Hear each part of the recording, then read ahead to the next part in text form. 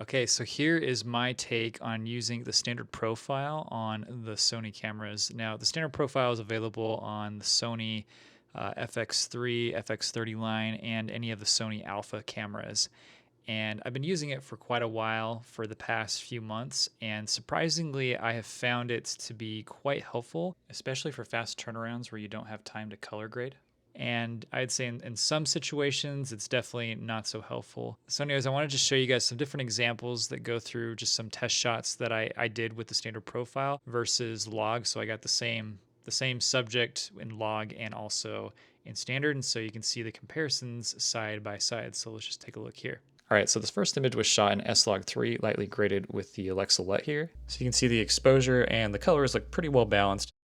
Okay, so this is the standard profile shot straight out of camera. I didn't do any color grading here on this particular clip, and I'm actually pleasantly surprised with how good this looks straight out of the gate. Okay, so side by side here, again, the standard profile is a bit more contrasty, but honestly, I'm okay with that look. I think it still looks great. Okay, so let's look at this next image. Okay, so this is the standard profile image here. Now, I did overexpose this a little bit when I shot it. This is the Slog3 profile, lightly graded with the natural Alexa LUT. Standard profile, his face is maybe half a stop lower than the Vlog, but other than that, I like it. Okay, so this was shot in the standard profile at high noon on a very sunny day. All right, so here's the Vlog one, so this is graded in the natural profile. So again, you can see here the standard profile does fall apart a little bit in this harsh daylight. Again, if I just do some very light color grading on this clip, and the image looks pretty good once I do that. Okay, so now let's dive into the camera settings. Okay, so first things first is we're going to hit the menu button, so that's located on the back of the camera in the top left corner. And then we're going to use our click wheel, and we're going to start up here, and then we're going to click down to here on our click wheel, and then hit the right button on our click wheel, and we'll scroll down to where it says color and tone. Then we'll click right again, and then we'll go over to creative look, and we'll go ahead and turn that completely off.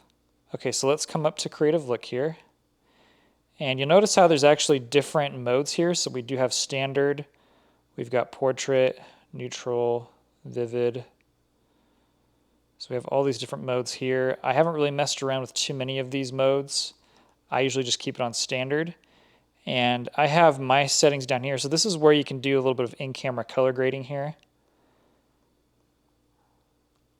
So I have my settings set to 0 on contrast, 0 on highlights, 0 on shadows, 0 on fade, 0 on saturation, 4 on sharpness, and then 1 on clarity. Okay, so the next way to access the menu is to go to the function button. So that's located just above your click wheel. So I'll click on that. So come over to where it says PP8. So that PP stands for picture profile. And what I'll do is I'll just scroll down until our picture profile is completely off.